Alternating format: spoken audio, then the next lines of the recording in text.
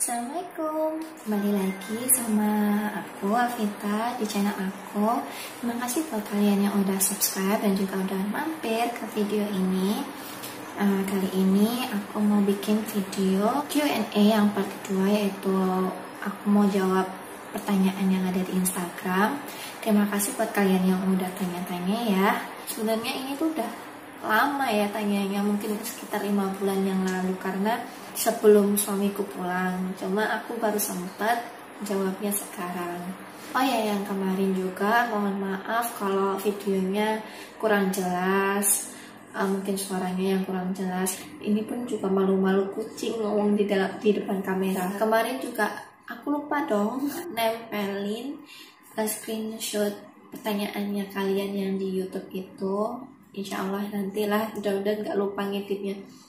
Biasa kalau ngedit video amatir ya kayak gini. Oke, jadi sebelum kita mulai, seperti biasa jangan lupa subscribe, like, dan juga share video ini ya.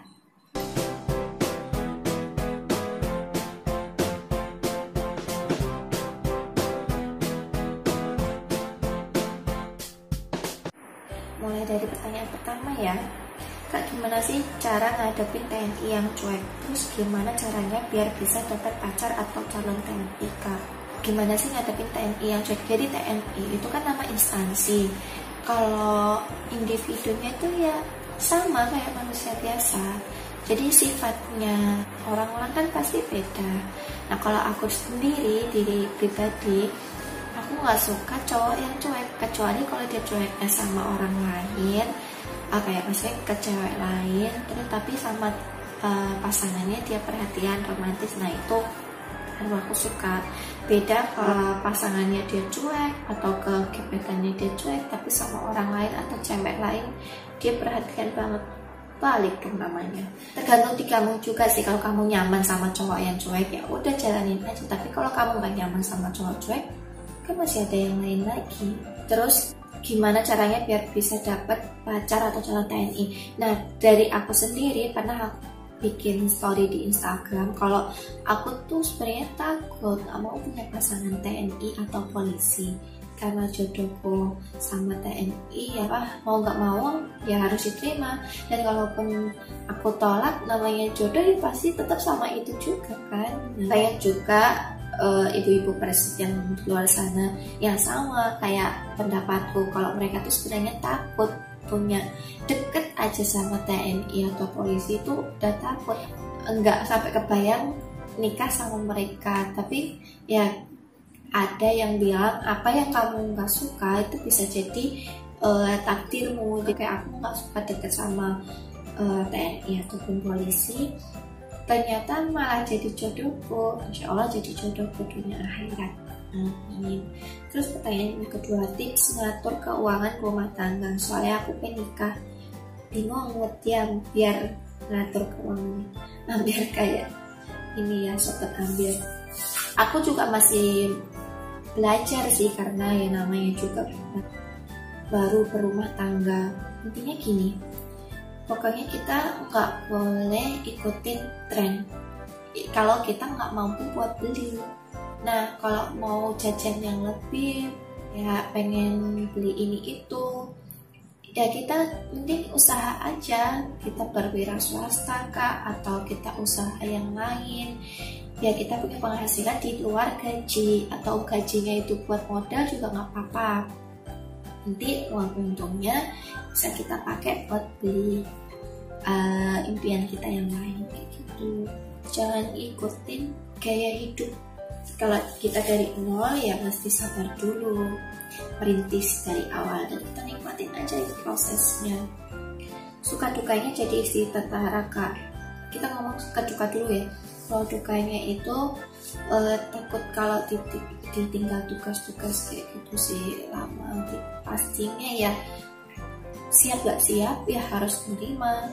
Mau ditugasin kemana aja kan namanya juga abdi negara ya, istri nomor 2 kayak gitu loh, negara nomor 1. Itu sih dukanya. Tapi kalau sukanya, kalau aku sih karena sekian lama udah LDR terus, sukanya tinggal serumah Ada juga ibu persib yang tidak serumah, misalkan istrinya di rumah orang tuanya tapi suaminya di asrama kayak gitu, di batalion kayak gitu kan ada. Nah karena aku tinggalnya bareng sama suami di asrama, jadi ya sukanya bisa tinggal bareng sama suami.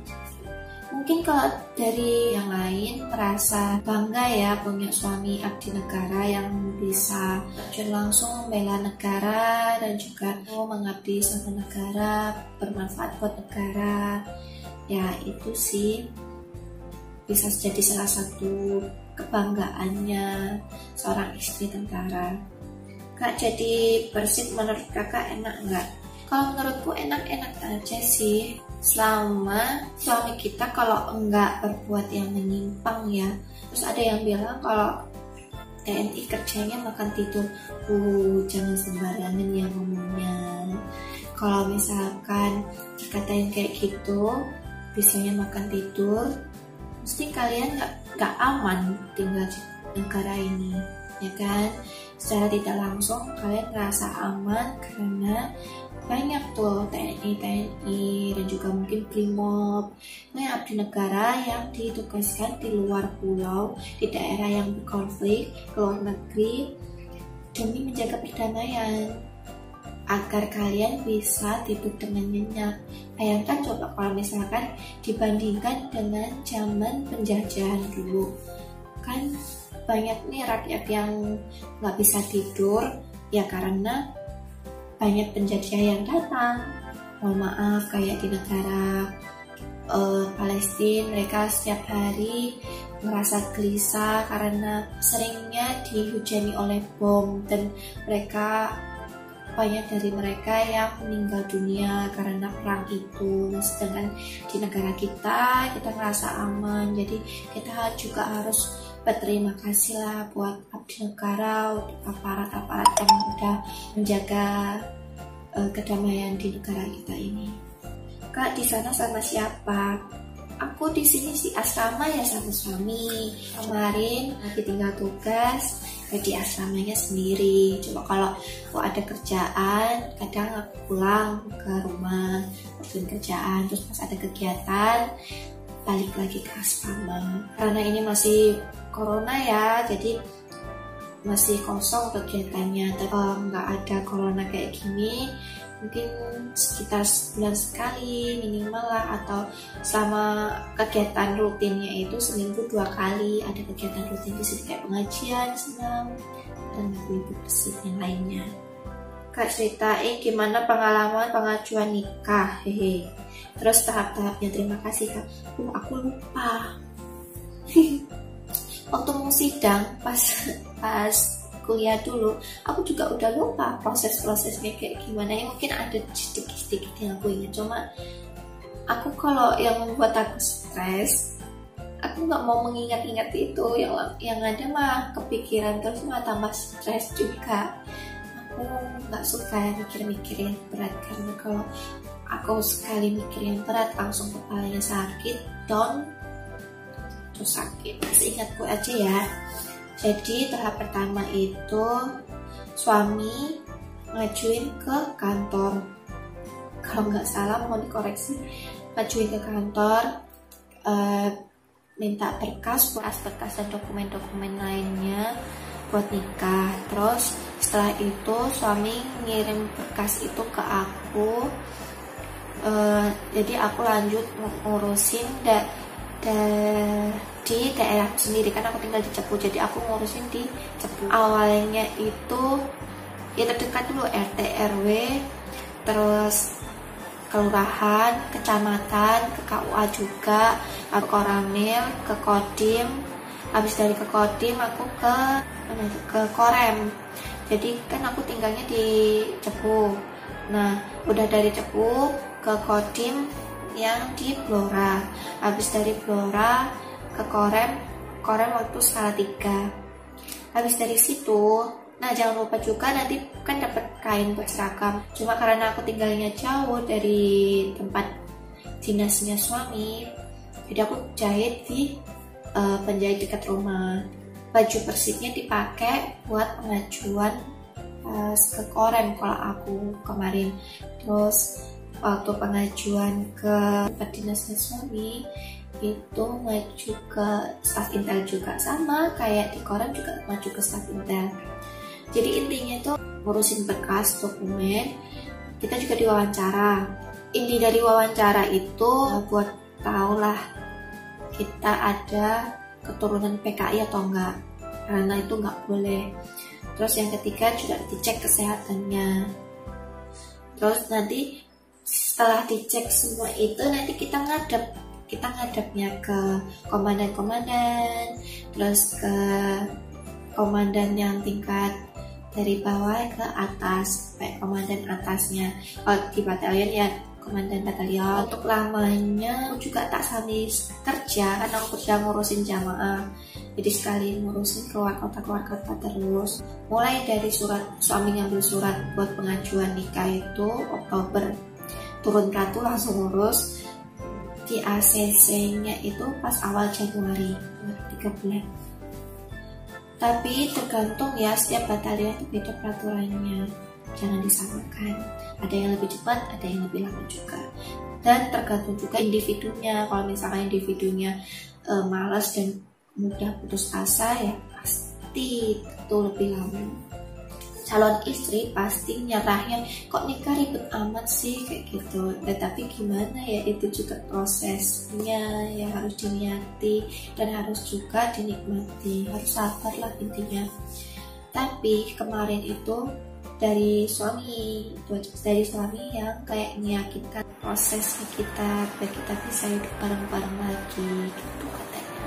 Oh ya, agak kendor. Kan perbedaan pendapat antara kita dan calon pasangan itu bisa jadi sejalan nggak sih kalau pas udah nikah? Jangankan masih pacaran ya, orang yang udah nikah itu pasti ada aja yang gak cocok. Ya namanya juga dua kepala dan pemikiran yang berbeda, dua manusia disatukan, pasti ada yang berbeda pendapat. Nah, tergantung dari komitmen dari awal. Buat komitmen dari awal, kalau misalkan ada masalah, nyelesainnya gimana. Kalau aku sama suami, kalau ada masalah harus diselesaikan saat itu juga. Maksudnya kalau pas suasana hati udah baik ya, sesegera mungkin diselesaikan biar kemudian hari nggak diungkit-ungkit lagi. Kalau misalkan satu masalah nggak diselesaikan, terus ada masalah lagi, pasti itu nyambung, kayak diungkit lagi. Apalagi kalau wanita ya, pasti sukanya ngungkit-ngungkit masa lalu. Tapi berbeda kalau misalkan satu masalah diselesaikan dahulu, kalau udah clear, nggak ada salah paham, nggak ada masalah lagi, pasti kedepannya itu enak. Kak, pernah nggak Kak dibilangin sama orang jangan nikah sama tentara, nanti selingkuh lah apalah? Sering. Makanya itu aku nggak pengen nikah sama tentara ya, karena takutnya dengan seragamnya mereka kayak permainan wanita gitu loh. Sedih-sedihnya sama aku, bahagianya sama orang lain. Pacarannya sama aku, nikahnya sama orang lain. Ya itu yang aku takutin. Tapi ya namanya jodoh, alhamdulillah dari pacaran nikah. Jangan dikiranya kalau kita pacaran selama itu nggak ada masalah. Ya pasti ada masalah, cuman ya gimana kita nyikapinnya aja sih. Terus gimana kita nyelesain masalah, gimana kita mencari solusinya. Kapan suami pulang biar bisa ngevlog bareng suami? Alhamdulillah suamiku udah pulang. Cuman kalau ngevlog sama suami kayaknya susah karena suami kayak nggak mau. Kemarin akhir Desember 2019 ya. Jadi berangkatnya Februari 2019, pulangnya menjelang mau tahun baru 2020, akhir 2019 pulangnya. Alhamdulillah. Berangkatnya bulan dia ulang tahun dan pulangnya di bulan aku ulang tahun. Pas gitu ya. Oke, semua udah terjawab. Terima kasih buat semuanya yang udah tanya ya. Semoga jawabannya memuaskan. Misalkan ada yang belum puas dengan jawabannya, bisa tanya lagi di kolom komentar. Terus jangan lupa juga buat like videonya. ini aku masih belajar ya bikin video. Kalau misalkan ada yang awkward, ada yang aneh, ada yang gimana gitu, mohon maaf, mohon dimaklumin. Sebenarnya aku malu ngomong sendiri sama kamera. Ini juga posisi suami gak ada di rumah. Kalau ada di rumah aku malu. Oke, makasih semuanya udah nonton sampai akhir. Kalau kalian mau request video yang lain bisa tinggalkan di kolom komentar ya. Jangan lupa juga buat follow Instagramku. Oke, assalamualaikum, bye.